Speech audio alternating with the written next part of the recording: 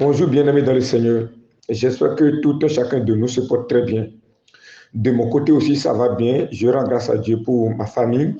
Je rends grâce à Dieu pour ma vie. Je rends grâce à Dieu pour les merveilles de Dieu qui ne cessent d'accomplir dans la vie de tout un chacun de vous à travers les messages que vous écoutez. Et je bénis le Seigneur de nous avoir encore donné la semence de semer sa parole.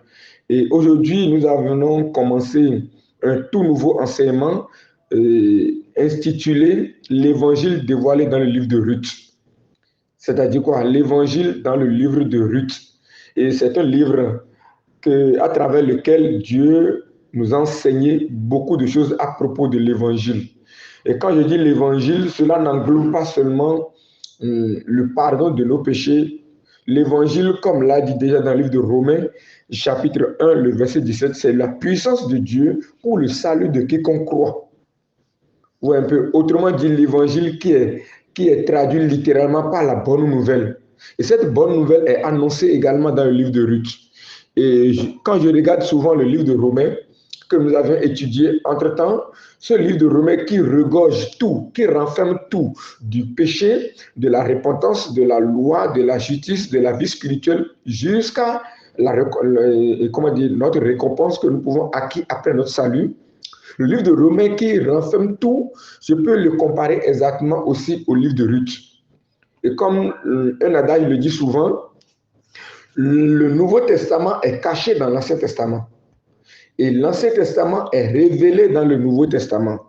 Exactement cela, comme le livre de Ruth. Et Dieu nous a fait grâce aujourd'hui pour que nous puissions étudier les 4 chapitres du livre de Ruth. Donc, cet enseignement serait scindé en plusieurs modules. Et pour commencer aujourd'hui, je veux ensemble que nous lisons le livre de Ruth, chapitre 1er.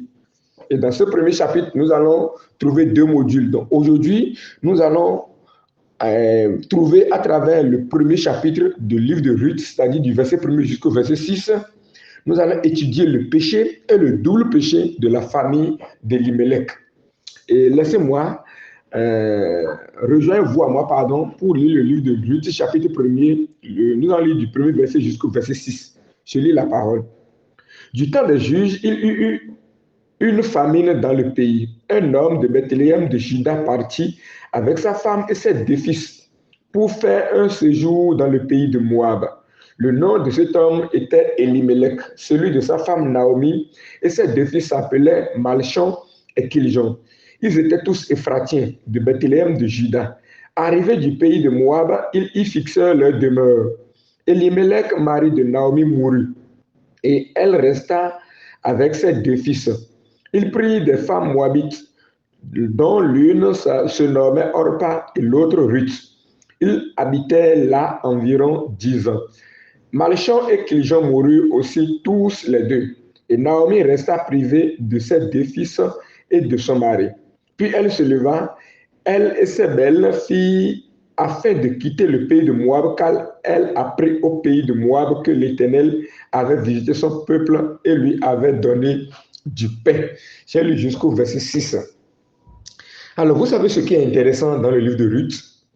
Le livre de Ruth a été met en avant une scène qui est déroulée, qui a été jouée uniquement par des gens, pas par des gens de renom.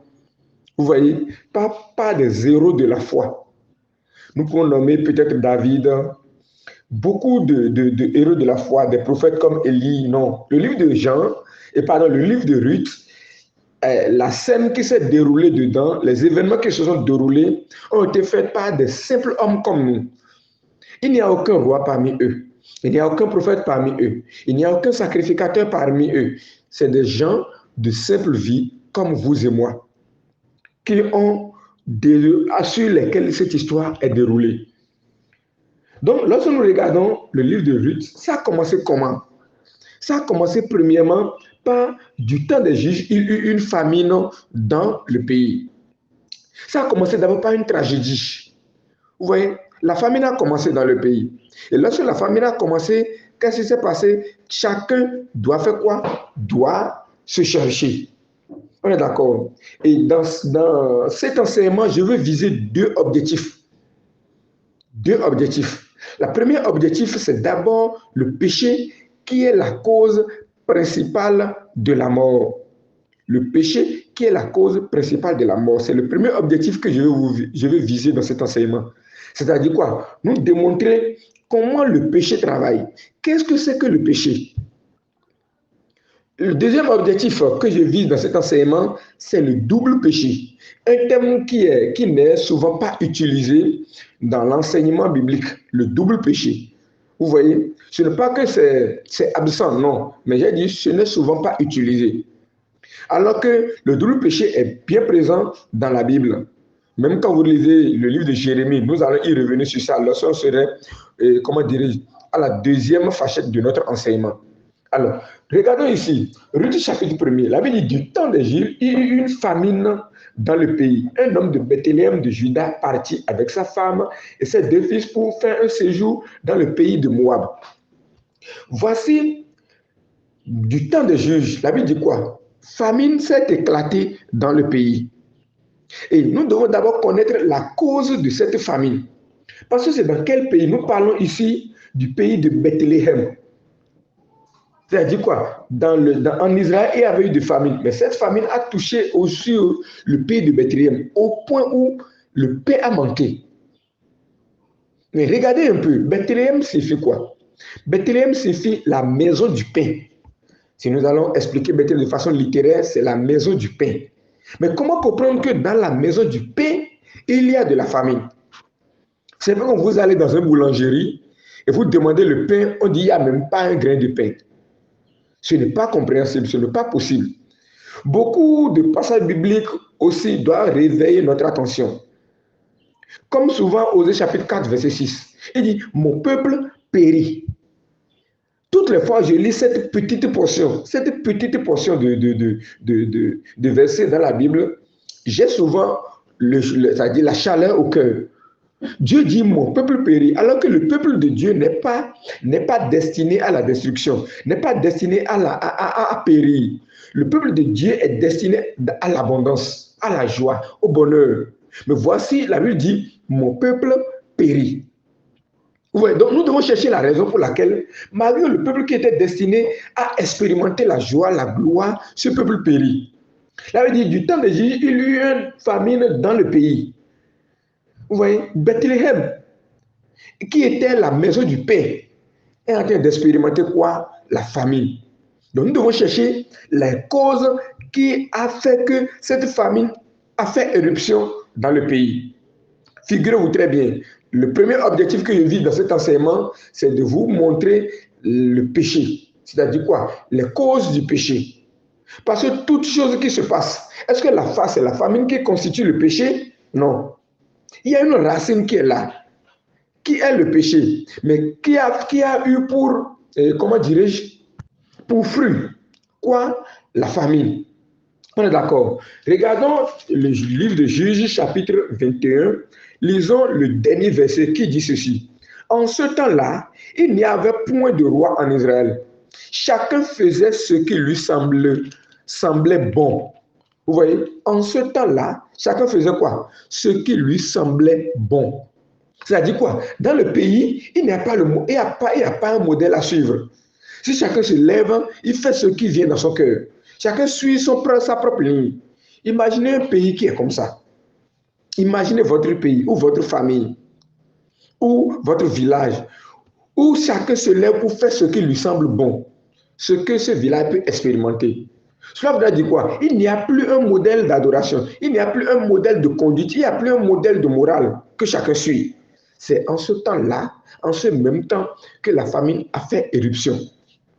Alors, qu'est-ce qui a amené cette cause de famine? Cette cause, comment dire, au point où chacun fait ce que lui semble bon. Nous devons correctement vérifier. Pourquoi Israël est en train d'expérimenter quoi? Comment dire, la famine. Regardons ensemble Deutéronome chapitre 28, le verset 45.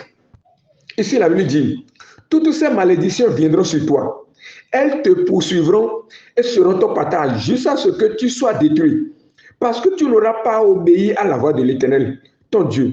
Parce que tu n'auras pas observé ses commandements et ses lois qu'il te prescrit. Elles seront à jamais pour toi et pour tes descendants comme des signes et des prodiges, pour n'avoir pas au milieu de l'abondance de toutes choses servi l'Éternel, ton Dieu, avec joie et de bon cœur. Je veux que nous lisions le 47. Pour n'avoir pas au milieu de l'abondance de toutes choses servi l'Éternel, ton Dieu, avec joie et de bon cœur. 48. Tu serviras au milieu de la faim, de la soif, de la nudité et de la disette, de toutes choses, tes ennemis, que l'Éternel t'enverra contre toi, il les mettra un joug de fer sur ton cou jusqu'à ce qu'il t'ait détruit. Alors, lorsque nous regardons ici, la Bible dit quoi? La famine, vous voyez, sera pour toi quoi? Un signe. Et si tu expérimentes la famille, ne pense pas que c'est un fruit du hasard, non. C'est un signe. Ceci t'annonce quoi? Ceci t'annonce qu'au milieu de l'abondance, tu n'as pas servi l'Éternel, ton Dieu, avec joie et de bon cœur. Autrement dit, tu t'es séparé, tu as abandonné la parole de Dieu. Tu t'es séparé de Dieu. Regardez très bien la cause principale du péché dans le livre de Genèse. Adam et Ève ont abandonné, n'ont pas servi Dieu de tout leur cœur. Ils ont accepté la parole de Satan. Ils ont accepté la pensée de Satan. Et c'est cette racine qui est entrée dans leur cœur. Lorsque cette racine est entrée dans leur cœur, nous pouvons commencer par voir le signe. Ils ont peur, ils se sont cachés, ils ont couvert leur nudité. Toutes ces choses ne constituent pas le péché. C'est un signe qui montre que, vraiment, vous avez abandonné Dieu.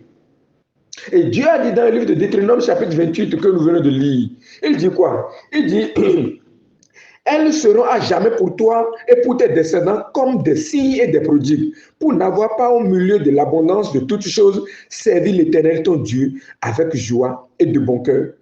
Tu as dit quoi? Lorsque tu abandonnes Dieu, lorsque tu ne veux pas servir Dieu de bon cœur, lorsque tu te sépares de Dieu, qu'est-ce qui va se passer?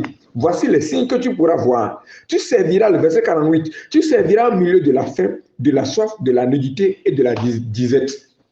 Donc, Bethléem, qui est la maison du pain, qui est la maison de l'abondance, a commencé par expérimenter la famine. La famine serait pourquoi la cause, les fruits du péché du peuple. Et quel est ce péché? Le peuple a abandonné Dieu. Le peuple ne sert plus Dieu de bon cœur. Beaucoup de fois, cela arrive dans notre cœur. Nous prions Dieu pour une bénédiction. Nous prions Dieu peut-être pour un enfant. Nous prions Dieu peut-être pour pour un emploi. Mais lorsque Dieu nous met dans l'abondance, qu'est-ce qui se passe? Notre cœur se sépare de Dieu. Dieu a créé Adam et Ève dans une abondance totale. Mais dans cette abondance, Adam et Ève ont abandonné Dieu. Le peuple a abandonné Dieu. Donc c'est la cause principale du péché. Et cette cause a donné signe. C'est un peu comme vous avez le palu. Le palu, c'est un virus qui entre dans votre sang et qui cause ce palu. Mais quel est le signe qui sortira pour vous dire que, attention, c'est une alerte qui dit que vous avez le palu. Vous pouvez avoir des vomissements, vous pouvez avoir de la fièvre, beaucoup de choses, des maux de tête. Mais le mal, aujourd'hui, est que les gens ne peuvent pas connaître la racine de notre mal. Vous voyez, la racine même du péché est abandonnée. Et les gens veulent effacer les signes. Lorsqu'ils trouvent la famine, ils veulent chercher la solution de la famine. Alors que de chercher pourquoi la famine est là. Et c'est ceci qui nous amène quoi? Au deuxième objectif de cet enseignement. Le premier objectif, c'est de nous montrer la cause du péché. La cause du péché, c'est la séparation d'avec Dieu. C'est de ne pas garder la parole de Dieu dans notre cœur. Exactement dans le jardin d'Éden. Dans le jardin d'Éden, Adam et Ève s'est séparés de Dieu. C'est cette séparation qui fait quoi? Qui est la cause du péché. C'est cette séparation qui fait que Dieu, n'écoute plus l'homme. Parce que l'homme a changé le cœur face à Dieu. L'homme a, a balayé du revers des mains la conduite de Dieu. C'est ça le péché. Et l'homme s'est livré à lui-même. Il avait dit, au temps des juges, chacun faisait ce qu'il veut. C'est pourquoi le livre de Ruth a commencé aussi du temps des juges. Alors que lorsque nous lisons le dernier verset du dernier chapitre de Juges, il avait dit, en ce temps-là, il n'y avait pas de roi en Israël. Chacun faisait ce qui lui semblait bon. Vous voyez un peu? Donc le péché nous livre à nous-mêmes. Nous faisons ce que nous voulons. Nous sommes livrés à nous-mêmes, c'est cause principale du péché. Alors, c'est ça qui nous amène maintenant au deuxième facette, deuxième objectif de notre enseignement. Voici le péché est là. C'est un peu comme un proverbe qui dit, le vin est tiré, il ne reste plus qu'à boire. Mais le mal, le deuxième péché que l'homme a commis maintenant, c'est ça que nous pouvons voir maintenant dans le livre, toujours dans le chapitre 1er. Regardez très bien ici, il dit du temps des Juifs, il y a eu une famine dans le pays. La première phrase du premier chapitre. La famine est là. Nous connaissons déjà la cause maintenant de cette famine à travers le livre de Deutéronome. Ils ont abandonné Dieu. On est d'accord. Maintenant, la deuxième cause maintenant de notre, la deuxième objectif suit en même temps un homme de Bethléem de Juda, parti avec sa femme et avec ses deux fils pour faire un séjour dans le pays de Moab. Le nom de cet homme était Elimelech. Le deuxième péché, c'est la décision de Elimelech. Voici, la famine est là. La famine qui doit être un signe qui vous montre que c'est une alerte qui prouve que vous avez abandonné Dieu. Donc, vous devez chercher une solution. Cette solution devait être quoi? De vous connecter à Dieu. On est d'accord. Mais regardez la décision que Elimelech a prise. Elimelech a pris la décision de partir dans le pays de Moab. Ça, c'est le double péché que Elimelech a connu. Il y a un péché dans lequel Elimelech vit déjà. C'est-à-dire quoi? La zone dans laquelle il vit, c'est une zone qui a déjà abandonné Dieu. C'est le signe qui est là, c'est un signe qui prouve qu'il a abandonné Dieu. Que le peuple a abandonné Dieu. Maintenant, quelle est la solution qu'il doit trouver? Pour lui, la solution, c'est de séparer maintenant de l'endroit où le signe est. C'est de lutter contre le signe. Elimelech a décidé de partir où? À Moab. La décision d'Elimelech est une décision qui va lui conduire tout droit à la destruction, tout droit à la mort. Pourquoi? Regardez ensemble avec moi Jérémie chapitre 2, le verset 12 et 13. Jérémie chapitre 2, verset 12 et 13. Là, nous pouvons voir correctement comment Elimelech a commis un double péché. Et quel est le double péché de Elimelech? Jérémie chapitre 2. Regardez le verset 12 et le verset 13. Cieux, soyez étonnés de cela. Frémissez d'épouvante et d'horreur, dit l'Éternel, car mon peuple a commis un double péché. Vous voyez un peu, le peuple a commis combien de péchés? Un double péché. Nous avons maintenant les deux péchés. Premier péché, ils m'ont abandonné, moi qui suis une source d'eau vive. Vous voyez? Ça, c'est le premier péché. Deuxième péché maintenant, pour se creuser des citernes crevassées qui ne retiennent pas d'eau. Le premier péché que le peuple a commis est qu'ils ont abandonné l'Éternel. Exactement comme au temps des juges. Ils ont déjà abandonné Dieu. Ils n'ont pas servi Dieu de bon cœur. Donc voici le signe là. La cause, les fruits de leur abandon de l'Éternel sont là. Maintenant, quel est le deuxième péché que le peuple a commis? Ils ont cherché un moyen d'étancher le soif. Mon peuple a commis un double péché. Ils m'ont abandonné, moi qui suis une source d'eau vive. Maintenant, pour faire quoi? Pour se creuser des citernes crevassées qui ne retiennent pas d'eau. Bethléem a abandonné Dieu qui l'a fait de lui la maison du pain. On est d'accord. Maintenant, Elimelech, au lieu maintenant de chercher à se connecter à Dieu, a fait quoi? Veut chercher lui-même une solution pour pouvoir avoir du pain. Au lieu d'aller à la source, le peuple a fait quoi? Le peuple commence par se creuser des citernes pour étancher leur soif. Alors qu'ils ont déjà abandonné la source d'eau vive. Au lieu de retourner à la source d'eau vive, le peuple a préféré faire quoi? Se creuser eux-mêmes des citernes. Il a préféré travailler pour trouver la solution au problème du péché. Exactement ce que Elimelech a fait. Elimelech a préféré voyager. Pour faire quoi? Pour trouver la solution au problème de la famine. Cela se passe aujourd'hui dans ce monde. Beaucoup de chrétiens aujourd'hui, nous sommes tous nés dans le péché. Selon Romains chapitre 5, le verset 12 que je vous invite à lire. Nous avons tous, Adam et Ève nous a engendrés dans le péché. Ça, c'est le premier péché que nous avons tous commis. On est d'accord, parce que Romains chapitre 5, verset 12 nous dit quoi? À la fin, il dit, Car par un seul homme, le péché est entré dans le monde. Et par le péché, la mort. Ainsi, la mort s'est étendue sur tous les hommes parce que tous ont péché. Il n'a pas dit tous auront péché. Vous voyez un peu? C'est-à-dire, nous avons tous déjà péché avant notre naissance. Mais par malheur, les gens prennent décision de résoudre le problème du péché. Mais quelle décision ils prennent? Ils prennent la mauvaise décision. C'est ça le double péché. Vouloir atteindre la bonne destination, mais prendre le mauvais chemin. C'est ce que Elimelech a fait. Elimelech a choisi de voyager. Mais lorsqu'il a voyagé, qu'est-ce qui s'est passé? Nous pouvons déjà voir dans le livre dans le verset 3 du Ruth chapitre 1er. Elimelech, mari de Naomi, mourut. Voici la cause même du péché, la mort. Le péché produit la mort. Ne pas trouver une solution adéquate au problème du péché, vous mourrez. D'abord, le péché en elle-même est déjà la mort. Ça veut dire quoi? La seconde mort. La seconde mort. Rappelez très bien le livre de Apocalypse. Apocalypse chapitre 20. Je veux que nous lisons le verset 6. La Bible dit ici, heureux et saints, ceux qui ont part à la première résurrection. La seconde mort n'a point de pouvoir sur eux. Donc, il y a la seconde mort. Le péché dans lequel nous sommes nés, nous sommes déjà morts, nous sommes déjà nés morts. Nous sommes des cadavres ambulants.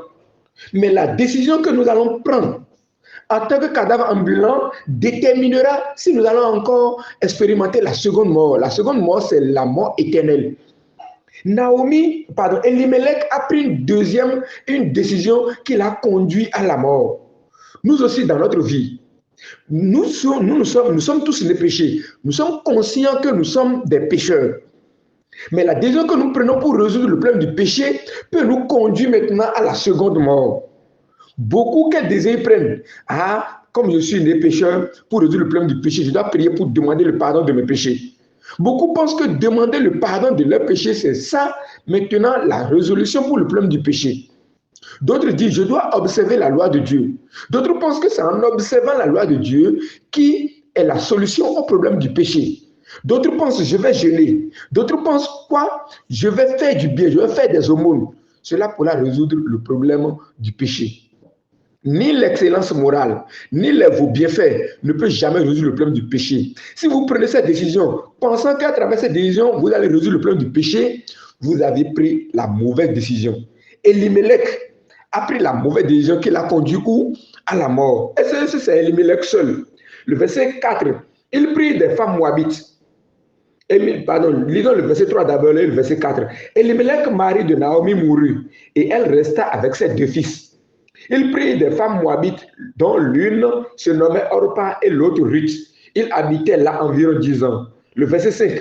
Malchon et Kilijon moururent aussi, tous les deux. Et Naomi resta privée de ses deux fils et de son mari.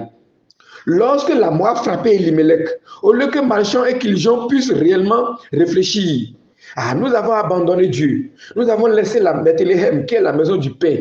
Mais voici, nous sommes venus, le résultat, le signe nous montre que notre papa a expérimenté la mort. Il faut que nous retournions à Bethléem. Les deux fils n'ont pas pensé comme ça. Malgré qu'ils ont bien grandi, jusqu'au point d'avoir l'âge de se marier, ils n'ont pas réfléchi. Eux, ils ont pris la mauvaise décision, celle de continuer à rester à Moab. Ils ont expérimenté quoi? La mort. La loi, l'excellence morale, prendre cette décision pour résoudre le problème du péché va vous amener à la seconde mort. Et Apocalypse dit quoi? Il dit, heureux et saints, ceux qui ont part à la première résurrection, la seconde mort n'a point de pouvoir sur eux. Donc nous devons réfléchir à avoir part à quoi? À la première résurrection. Elimelech a pris la mauvaise décision d'aller où? En Moab. Regardez là où il est parti. Lisons Juge chapitre 3, le verset 13 et le verset 14, pour voir l'aspect de là où il est parti. Ici, là, il dit, Juge chapitre 3, le verset 13-14. Églon réunit à lui les fils Tamon et les Amalécites, et il se mit en marche. Il bâtit Israël, et il s'emparait de la ville des palmiers. Les enfants d'Israël furent asservis 18 ans à Églon, roi de Moab. Ça veut dire quoi? Moab est un pays qui a asservi les enfants d'Israël dans le passé pendant 18 ans. Israël a été en esclavage dans le pays de Moab pendant 18 ans. Et Dieu a fait quoi? Dieu a délivré Israël. Vous voyez? Donc, normalement, Elimelech, sa décision est très mauvaise dans le sens où il s'est parti encore se remettre dans un pays qui a asservi son pays pendant 18 ans. Et pire encore, regardez Néhémie chapitre 13, le verset 1er. Ici, la Bible dit, dans ce temps, on lut en présence du peuple dans le livre de Moïse. Et l'on y trouva écrit que l'Ammonite et le Moabite ne devraient jamais entrer dans l'assemblée de Dieu. Regardez le verset 2. Parce qu'ils n'étaient pas venus au-devant des enfants d'Israël avec du pain et de l'eau, parce qu'ils avaient appelé contre eux à prix d'argent Balaam pour qu'il les maudit. Mais notre Dieu changea la malédiction en bénédiction. Donc, dans le passé, Moab a non seulement voulu détruire le peuple d'Israël, aussi Israël est assujetti à Moab pendant 18 ans.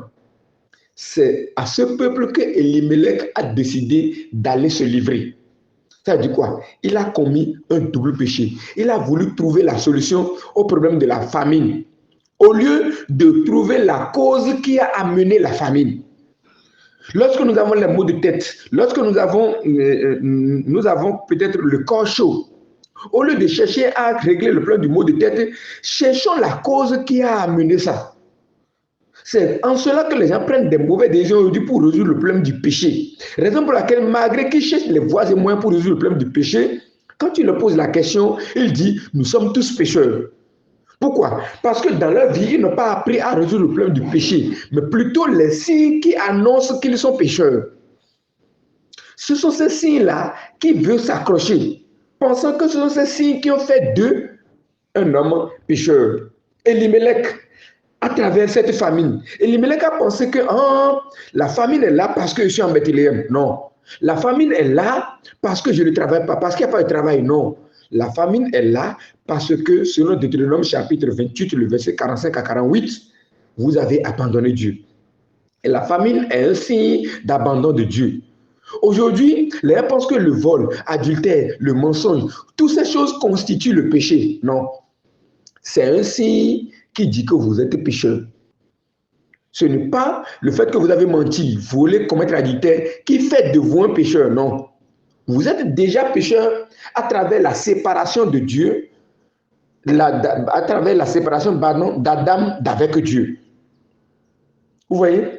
Et comme l'a dit Ésaïe chapitre 59, le péché constitue une barrière. Au lieu de chercher une communion avec Dieu, les gens cherchent à résoudre le problème du péché à travers leur propre œuvre. Alors que pour résoudre le problème du péché, nous devons chercher la communion avec Dieu. Cela est vraiment important. Regardez 1 Jean chapitre 1. Je vais lire à partir du verset 5. Ici, la Bible dit, la nouvelle que nous avons apprise de lui et que nous vous annonçons, c'est que Dieu est lumière et qu'il n'y a point en lui de ténèbres. Si nous disons que nous sommes en communion avec lui et que nous marchons dans les ténèbres, nous mentons et nous ne pratiquons pas la vérité. Le verset 7. Mais si nous marchons dans la lumière, comme lui-même il est dans la lumière, il est lumière, nous sommes mutuellement en communion. Et le sang de Jésus, son Fils, nous purifie de tout péché. Vous voyez ici? Ça veut dire quoi? Pour être purifié de tout péché, ce n'est pas respecter la loi, ce n'est pas de chercher à faire du bien. Non, c'est de faire quoi? C'est de chercher à être en communion. Parce que ça veut dire quoi? Mais si nous marchons dans la lumière, comme il est lui-même dans la lumière, nous sommes mutuellement en communion. Et le sang de Jésus, son Fils, nous purifie de tout péché. Donc, la purification de nos péchés ne dépend pas de nos œuvres, ne dépend pas de notre capacité à respecter la loi. Mais nous devons simplement rentrer en communion avec Dieu. Et pour rentrer en communion, Jésus-Christ a déjà traversé. Pourquoi la Bible dit quoi? Le sang de Jésus, son Fils, nous purifie de tout péché. C'est uniquement le sang de Jésus qui peut nous purifier de tout péché. Donc ce que nous devons rechercher, c'est quoi? C'est la communion. Ce n'est pas le respect de la loi. Vouloir respecter la loi, c'est de prendre la décision de retourner où? En Moab. Pourquoi? Je vais vous montrer. Lisons 1 Corinthiens chapitre 15. Je veux qu'ensemble nous lisons le verset 55. Ici, la Bible dit 55 et 56. Ici, la Bible dit: Or, ô mort, où est ta victoire? Ô mort, où est ton aiguillon? L'aiguillon de la mort, c'est le péché. Et la puissance du péché, c'est la loi. Vous voyez un peu, la puissance du péché, c'est quoi? C'est la loi. Et du quoi? La loi donne la puissance au péché. La loi ne résout pas le problème du péché. Regardons encore Romains chapitre. Lisons Romains chapitre 7. Et lisons le verset 8. Ici, il avait dit: Et le péché saisissant l'occasion, produisit en moi par le commandement toutes sortes de convoitises. Car sans la loi, le péché est mort. Le verset 9. Pour moi, étant autrefois sans loi, je vivais. Mais quand le commandement vint, le péché reprit vie et je mourus. Ainsi, le commandement qui conduit à la vie se trouva pour moi conduit à la mort. Vous voyez, donc la loi ne peut pas nous donner la vie. Vouloir résoudre le problème du péché et prendre la décision de se fier à la loi, comme Elimelech, en voulant résoudre le problème de la famine, a pris la décision de se livrer à Moab, ne peut que causer quoi? La mort. Raison pour laquelle Dieu a fait quoi? Dieu nous a délivrés de la loi. Dieu nous a affranchis de la loi. Je veux que nous lisions le livre de Galates chapitre 3. Regardons à partir du verset 10. Ici, la Bible dit quoi? Car tous ceux qui s'attachent aux œuvres de la loi sont sous la malédiction. Car il est écrit: maudit est quiconque n'observe pas tout ce qui est écrit dans le livre de la loi et ne le met pas en pratique. Il serait comment? Il serait maudit. Le verset 11 dit: et que nul ne soit justifié devant Dieu par la loi. Cela est évident puisqu'il est dit: le juste vivra par la foi. Ça dit quoi? La loi ne peut jamais justifier l'homme. Comme Moab ne peut jamais donner la joie, le bonheur, le paix à un enfant de Bethléem. Ce n'est pas possible. Mais Elimelech a pris la mauvaise décision de se livrer aux Moabites, de se livrer encore à la servitude. Continuons, regardez le verset 12. Or, la loi ne procède pas de la foi, mais elle dit: celui qui mettra ces choses en pratique vivra par elle. Le verset 13. Christ nous a rachetés de la malédiction de la loi, étant devenu malédiction pour nous, car il est écrit: quiconque maudit est quiconque est pendu au bois. Le verset 14. Afin que la bénédiction d'Abraham eût pour les paniers son accomplissement en Jésus-Christ et que nous ressuscions par la foi l'esprit qui avait été promis. Donc le livre de Galates nous montre clairement que voici la loi était. Mais qu'est-ce que la loi nous a fait? La loi nous a causé la mort. La loi, comment dire, nous a rendu, nous a livrés à la servitude. La loi n'a pas pu résoudre le problème du péché. Raison pour laquelle Hébreux chapitre 7, le verset 18-19 nous a montré clairement qu'il y a abolition de cette ordonnance. Dieu a mis fin à la loi. Quand vous lisez aussi Romains chapitre 10, le verset 1 au verset 4, nous n'avons pas le temps de lire tous les versets. Vous voyez?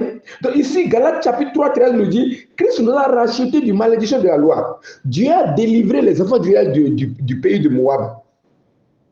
Vous voyez? Mais malheureusement, Elimelech a pris la mauvaise décision. Il a commis le double péché, celui de pouvoir chercher la solution au problème de la famine par sa propre pensée.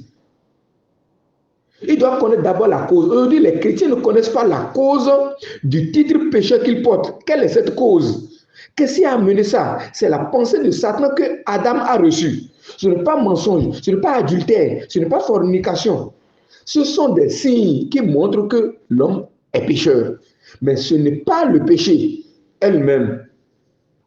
Le péché elle-même, c'est la pensée que Adam et Eva a reçue. C'est la séparation avec Dieu. Raison pour laquelle 1 Jean chapitre 1, que je nous invite à encore lire une fois, le verset 7 nous dit: mais si nous marchons dans la lumière, comme il est lui-même dans la lumière, nous sommes mutuellement en communion. Et le sang de Jésus, son Fils, nous purifie de tout péché. Voilà la solution au problème du péché. C'est la communion. Lorsque la communion y est, nous sommes purifiés de tout péché. Mais malheureusement, aujourd'hui, les gens prennent la mauvaise décision de se livrer à la loi pour pouvoir résoudre quoi? Le problème du péché. La loi ne peut jamais résoudre le problème du péché. L'excellence morale ne peut jamais résoudre le problème du péché. Voyager en Moab ne peut pas résoudre le problème de la famine. C'est de chercher la cause. Et cette cause, c'est l'abandon. C'est de recevoir une pensée qui est contraire à la pensée de Dieu. C'est ça la vraie cause du péché. Ce n'est pas commettre l'adultère, voler, non. Ça, là, c'est des signes. Et Dieu a montré clairement dans le livre de Deutéronome. Israël, lorsque tu verras telle chose, c'est un signe qui te montre que tu as abandonné Dieu. Aujourd'hui, les gens trouvent les signes réellement du péché. Mais malheureusement, ils prennent la mauvaise décision. Ils ne cherchent pas le chemin de la communion, mais ils cherchent quoi? Le chemin de la servitude pour pouvoir résoudre le problème du péché. Alors que le sang de Jésus sur la croix, comme l'a dit un Jean, nous a déjà purifié de tout péché. Aujourd'hui, si tu es dans ce cas, si tu penses aujourd'hui encore tu es encore pécheur, ne prends pas la décision de te livrer à la loi, ni à l'excellence morale. Cherche la communion avec Dieu. Et cette communion passe par la repentance. Et c'est cela que nous allons étudier toujours dans le module prochain, toujours dans le livre de Ruth. Parce que je vous ai déjà dit, nous voulons étudier le livre de Ruth, chapitre par chapitre. Et nous allons aller pas à pas, nous pouvons avoir plusieurs modules sur un seul chapitre. Et la suite, nous allons étudier maintenant quoi? La repentance de Naomi. Après avoir vu les dégâts, les causes du péché, la repentance de Naomi et de ses deux belles filles. Et je vous remercie beaucoup et que Dieu nous garde pour la suite de cet enseignement. Merci beaucoup.